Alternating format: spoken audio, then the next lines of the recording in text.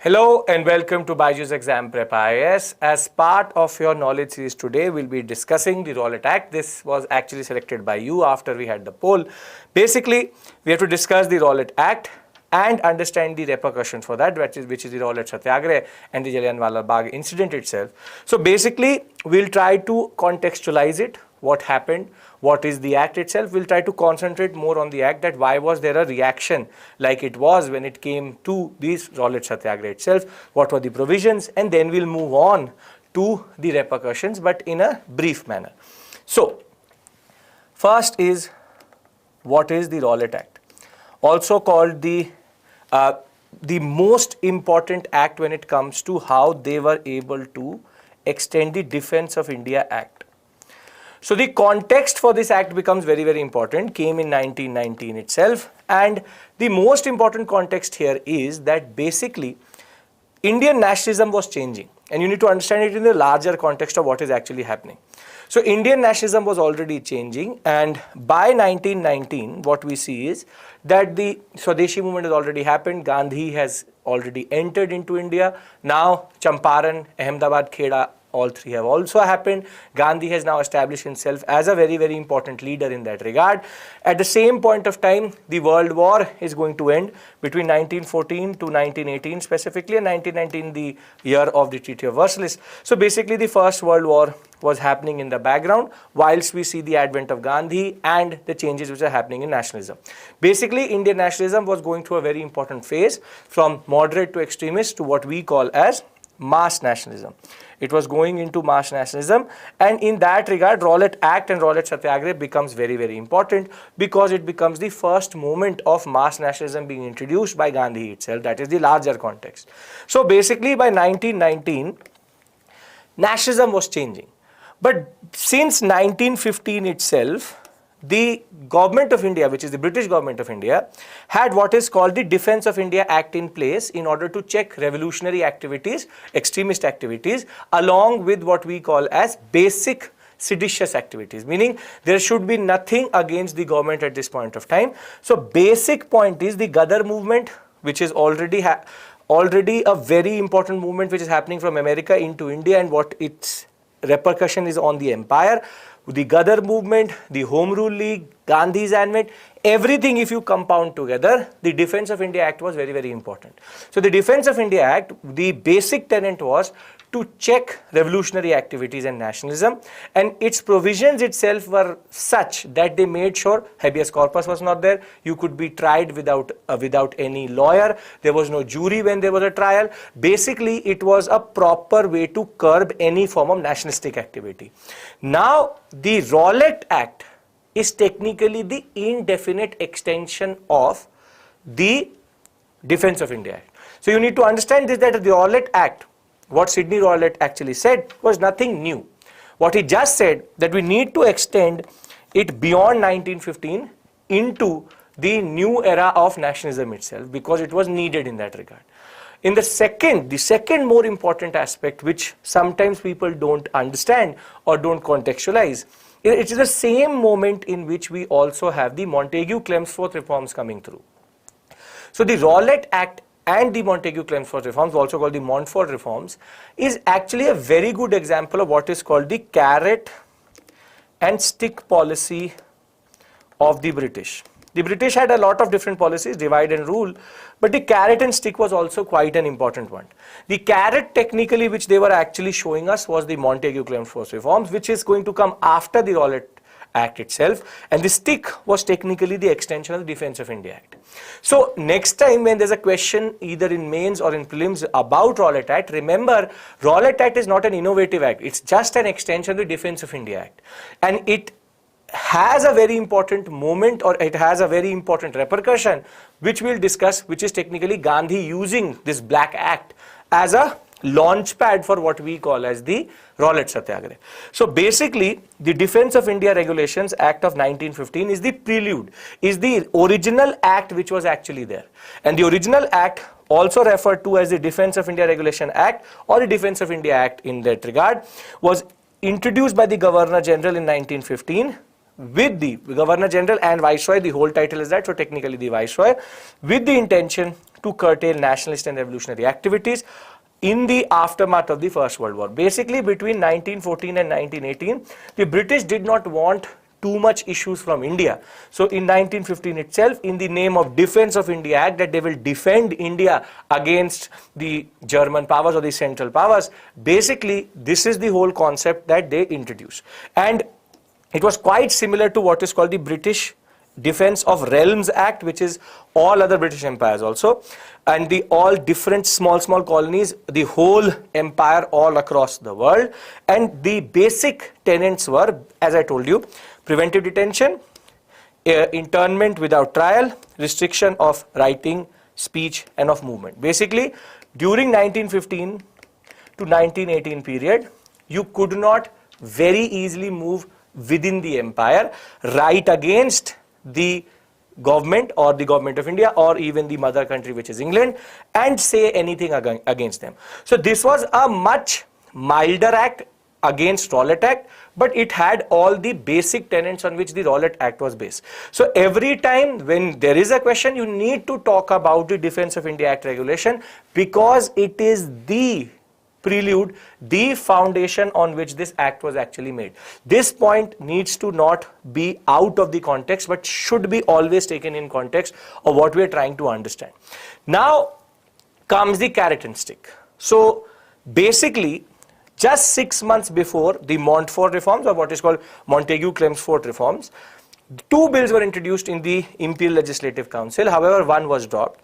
But the one which was actually taken forward was the Defense of India Regulation Act of 1915, but with a modified form and a modified name, which is Anarchical and Revolutionary Crimes Act. This is the official name of the Rowlatt Act. We call it the Rowlatt Act, but technically it's called the Anarchical and Revolutionary Crimes Act. So the Defense of India Regulation Act of 1915 was now given new shape, and the name was Anarchical and Revolutionary Crimes Act. Remember one thing, this was based, and this is called Rowlatt because this was based on recommendation of a sedition committee which was established in London under Sir Sidney Rowlatt, a jurist, and his name was then fully used as the Rowlatt Act. So basically, it was a sedition committee appointed in 1918 by the British government of India under Sir Sidney Rowlatt, a judge, as the president. So basically, now we know the nomenclature, which is again quite important, that you need to understand why is it called what. Basically, it's called Rowlatt Act because it was based on the sedition committee, President Sir Sidney Rowlatt. Basically, Rowlatt Act is the unofficial name. The official name is Anarchical and Revolutionary Crimes Act of 1919. Now, this is what I was saying is called the carrot and stick. So it was just 6 months before the Montagu-Chelmsford reform will come through. Montagu-Chelmsford in that context, if you look at it with more memento, is seen as actually a better act because for the first time it accepted the fact that Swaraj will not be accepted as a seditious word.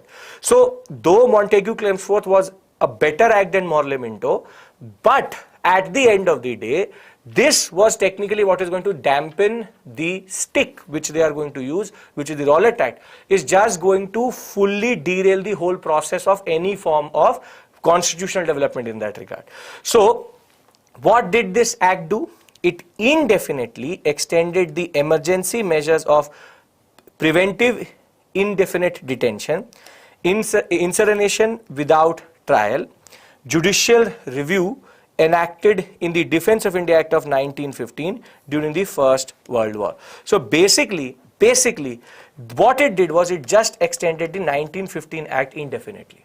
And the two most important ones, or the two most important provisions, was the fact that you could have indefinite preventive detention without any real trial itself, and over and above that, you can be arrested without a warrant also. So we'll look at the provisions, but what I'm trying to argue here is it's not a new act. It's just an extension of the Defense of India Act 1915. So what are the provisions? And the provisions made it the Black Act, or the act which is going to technically introduce mass nationalism in India. So what is the basic provisions we need to know? First, according to this act, any Indian could be arrested on the charge of sedition even on suspicion ground without any trial and could be jailed up to 2 years. Basically, this is one of the most dangerous provisions in this. You could be arrested just based on suspicion, and you could be not even tried, and you could be given 2 years, up to 2 years of jail time. Basically, the police could pick you up, arrest you, not even produce you in front of a magistrate, and not even produce you in front of a judge, just based on the suspicion that you could be a person who could do revolutionary activities or do nationalistic activities. You could be jailed for 2 years. This was one of the worst, and technically this showed the real picture and the face of British when it came to what they were seeing towards nationalism. Basically, they were so nervous, the anxiety towards nationalism was so enormous that this type of provision is introduced to the Rowlatt Act. And this is extremely draconian, and in that regard, one of the most dangerous acts in that regard. Add to it, it also suspended the right of habeas corpus. It's not that they had a right to habeas corpus, but that was a basic judicial right, which is within English jurisprudence. Habeas corpus is considered very important, which is that you cannot be detained without or unlawfully you cannot be detained. The judge can call you upon habeas corpus, show me the body, that you come to the court. You cannot be detained without reason, and it suspended the right of habeas corpus with the foundation of, which is technically one of the most important foundations of civil liberty. The act allowed political activists to be tried without juries and even imprisoned without trial. Basically, the judges or the English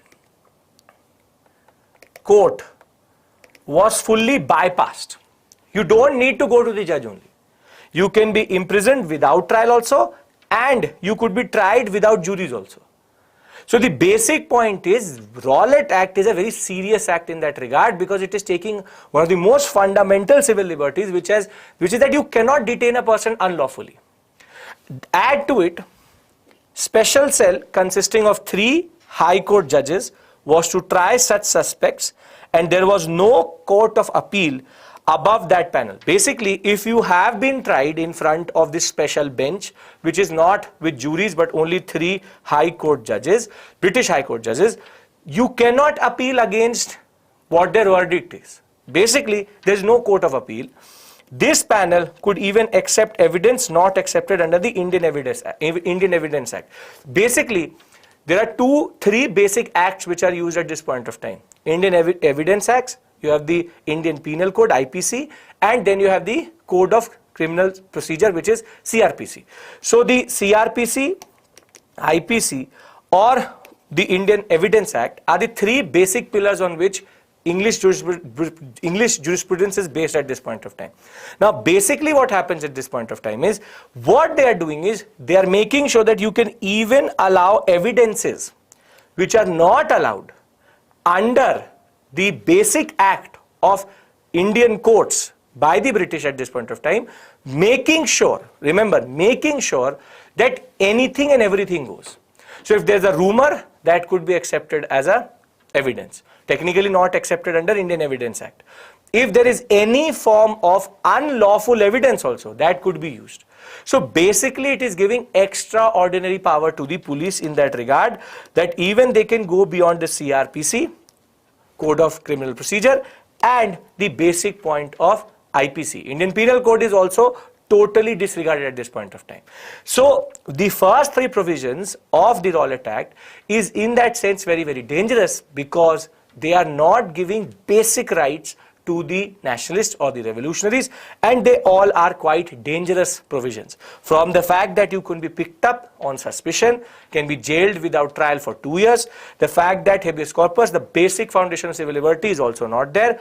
Over and above that, the special bench, if it gives you some form of verdict or some form of imprisonment or some form of anything, you cannot go beyond to any court of appeal, and in that regard, and at the end of the day, anything and everything goes. This bench has technically emergency powers, and the police can do anything it wants. So basic first three, that is why it's a very, very dangerous, that is why there's a major UN cry in India at this point of time, that how can you extend this when there is no war also.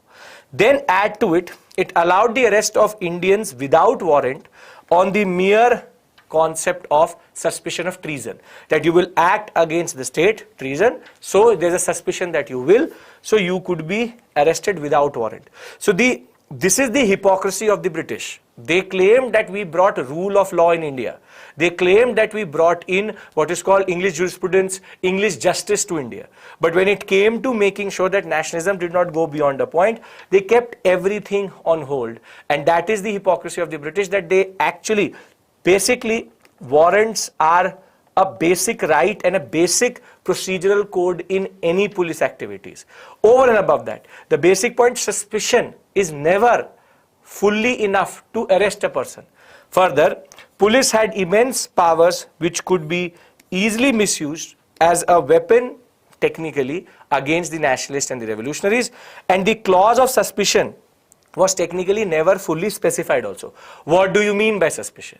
So anybody could be arrested under these charges, Rowlatt Act charges, and technically you don't even need to justify. So what the slogan which is going to come after this act is introduced, that no appeal, no dalil, no vakil. Basically you cannot have a lawyer within it, you can't go to appeal, which is dalil, and technically you can't even argue against your own case. So before we go to the Satyagraha itself, you need to understand the gravity of this act. Because 1914 to 1918, okay, is an extraordinary situation. Defense of India Act was used. It was still not justified, but was used. But if you are making it beyond that period, you're technically trying to make sure that nationalism does not become a problem for you.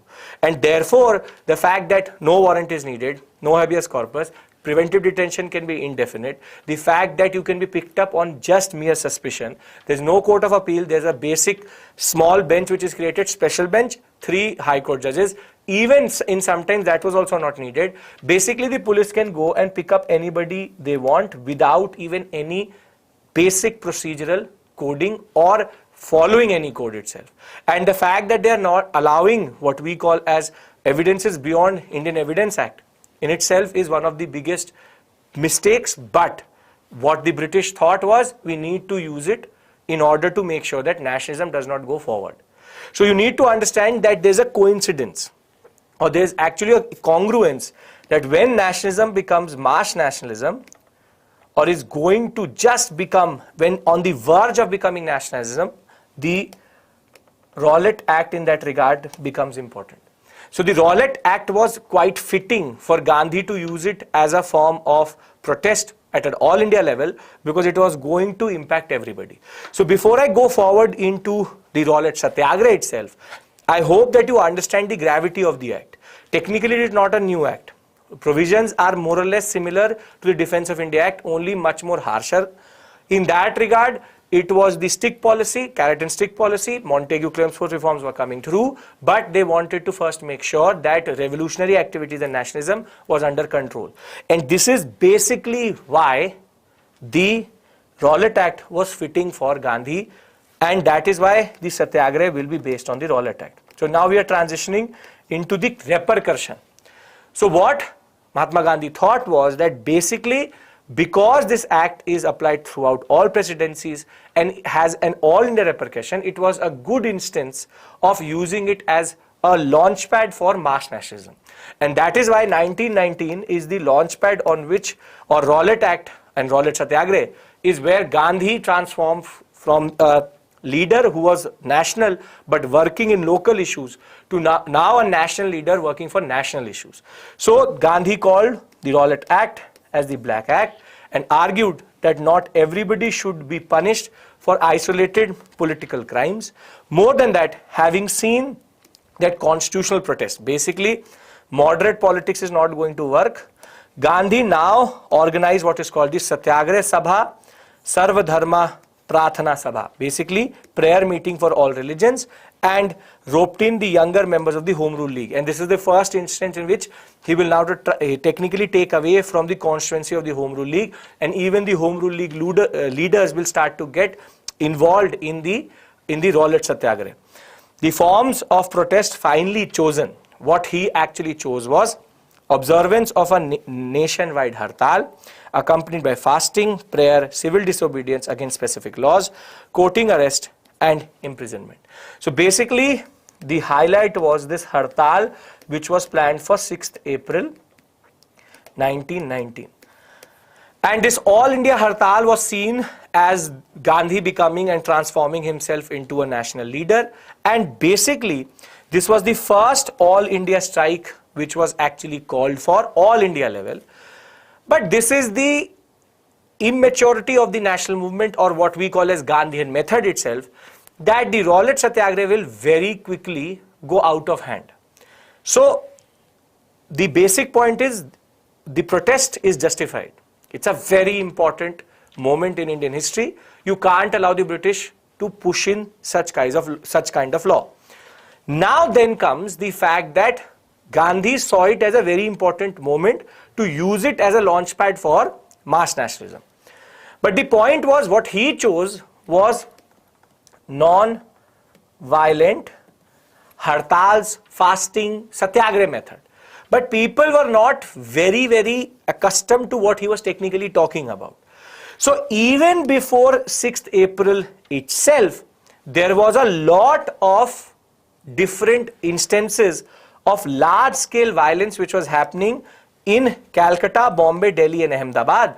So anti-British sentiment, the anger in the people was so much that the people became very excited as soon as Gandhi was actually even trying to vision something like this, which is that what is going to be the Rowlatt Satyagraha. And the irony of the fact is that he chose non-violent struggle, but there were already a lot of different violent moments throughout 1st to 6th April. But the most important for us, see, as a movement, it was very spontaneous. The Hartal was a success on 6th April, but basically it did not achieve anything. But what is more important to us is what is going to happen in Amritsar and specifically in Punjab. So what happens is that the movement already has anti-British demonstration, Hartal, strikes. It's a major moment. It's a good show of strength in that regard. However, after 6th, it did not stop. And more violence started to happen. Basically in Punjab, it became a little bit more tensed because of what happened on 10th April. So there will be an explosive situation, wartime repression, meaning that a lot of the soldiers which had gone to the war were actually Punjabi soldiers. And when the Punjabi community expected some form of concession from the British gave them the Rowlatt Act itself. So basically, Punjab was much more explosive because Punjab had lost a lot of its men in the First World War, and they expected something good from the British rather than getting this Rowlatt Act. So there's a lot of anger which is bent up there, and the forcible recruitment and the ravages of disease which had happened. The army was even called upon to put people on what is called martial law basically. But what is more important for me is, before I go to O'Dwyer, who was actually the Lieutenant Governor of Punjab at this point of time. Remember, there are two people, O'Dwyer and Dyer. O'Dwyer was the LG, was the Lieutenant Governor of Punjab. He used even what is called strafing. Strafing is when you use the air machinery or jet fighters to shoot on the people to break what we call as violent protests. The basic point which you need to understand is why Punjab.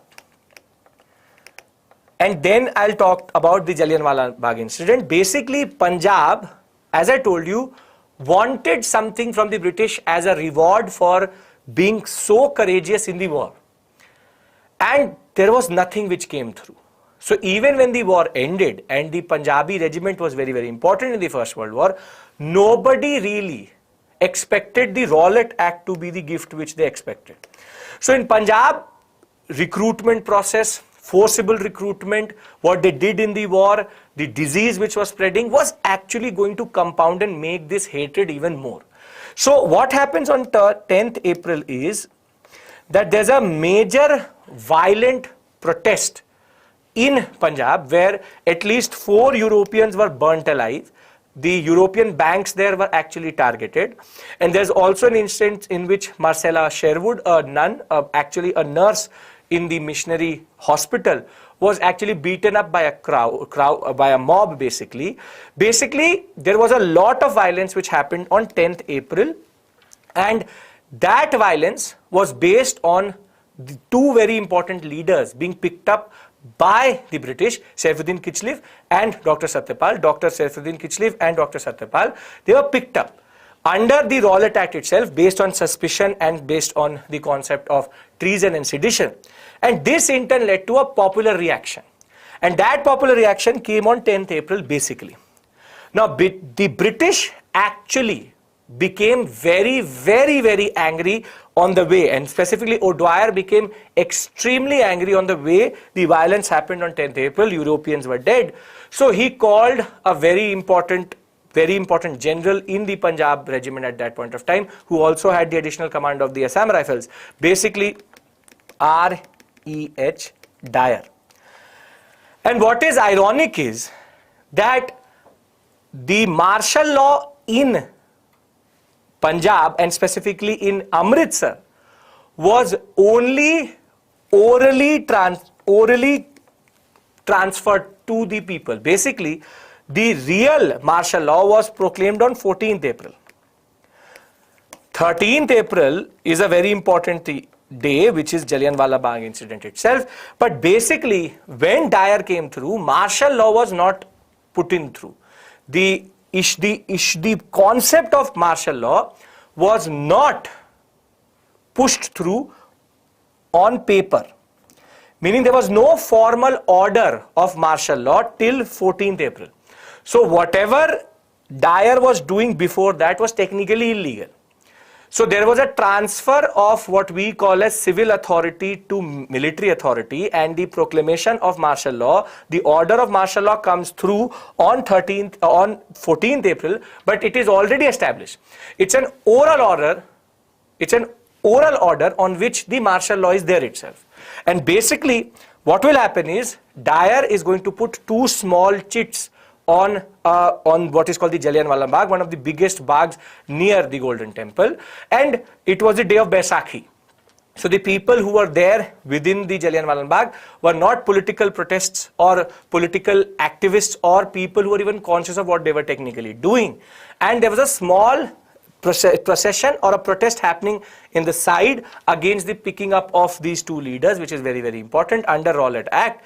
And Dyer, what he will do is, as we know, only one entry and exit point. He will bring in his troops and then fire 1650 bullets on them.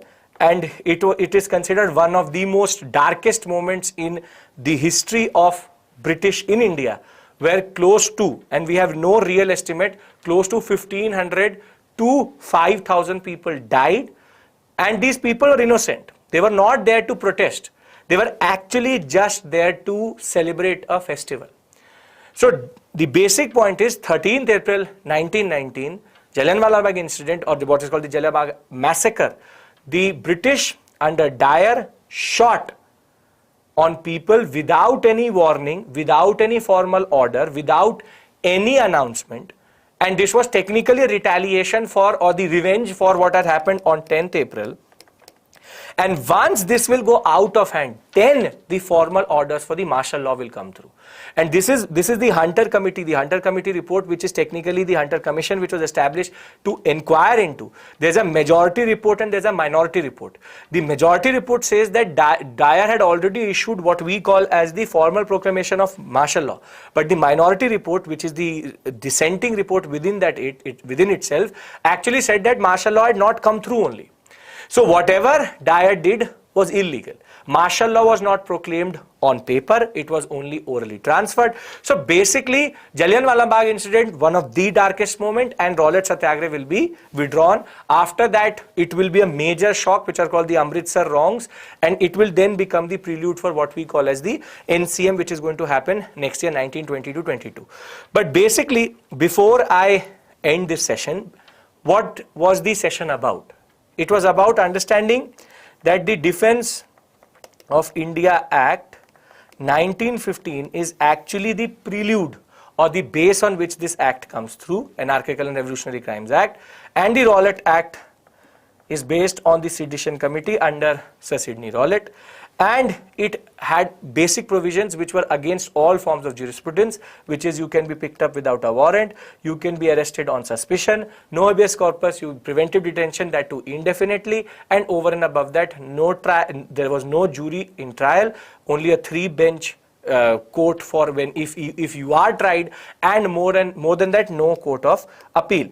And over and above that, the basic reaction was the launching of Gandhi as a national leader, he coming to the national foray through the Rowlatt Satyagraha itself. The 6th April Hartal in that regard is very, very important. But basically, our theatre shifts to Amritsar very, very quickly, because Punjab wanted more. It did not want an act which took away its rights, but basically something for taking part in the war itself and losing generations of men into that. And on 10th April, after 2 very important leaders will be picked up, Sir Dr. Saifuddin Kichlev and Dr. Satyapal. There what will happen is that there will be a massive clash between the British and the people, large scale violence, and this in turn will lead to the 13th April incident of what we call as the Jallianwala Bagh incident, one of the horrific incidents in Indian history till today, and basically not justified at any level. And if you look at the procedures followed also, and the commission itself argued that Dyer was acting just in no real, he had no real standing, he had no real orders, and everything was orally transferred. O'Dwyer and Dyer did this as a form of retaliation, and one of the darkest moments in Indian history in that regard. We'll have a much more detailed session on Jallianwala Bagh maybe later, where we'll talk about the Hunter Commission report and what the Congress Commission, which was parallel to the Hunter Commission, was established to check what was actually happening. Basically, what we know is 1650 rounds were fired, and the number varies from report to report. The British would argue it was 850. The Congress Committee report, in which Gandhi himself was a member, argued 2,000 to 3,000. But basically there were 20,000 people in that Jallianwala Bagh, very big Bagh near Golden Temple, the most important site of festival, and the basic point is the people who died were innocent, and this act is not justified in any way or form, and therefore it became a very important moment in Indian history, because after 1919 Indian history and Indian nationalism changed itself, and now the British will actually see the real brunt of what we call as Indian nationalism, right? So I think this much detail and this much discussion is enough. Let's look at the questions. So is it necessary to read history, new NCRTs? No, see, old NCRTs is technically the books such as Bipin Chandra, R.S. Sharma, and what we call as Satish Chandra, but new NCRTs are important. New NCRTs boxes are quite important, so you have to read the NCRT. You can't skip it any day, you have to read it. How is Gandhian movement different from extremist and moderate politics? See, moderate politics is prayer petition, very, very narrow. We've discussed that previously also in explained session, and we've discussed it in the knowledge series also. Extremist politics is what we call as the concept of revolutionary activities, individual heroism, and Gandhian movement is more about taking the peasants, workers, everybody together. The concept of mass nationalism, everybody comes to the fore in that regard. Okay, perfect. So with this, I'll end the session. Thank you so much. The next session in this week is on the American Revolution, world history, a very important topic in that regard. So I hope that you're finding these sessions useful. Thank you so much. I will see you in the next video. Take care. Bye-bye.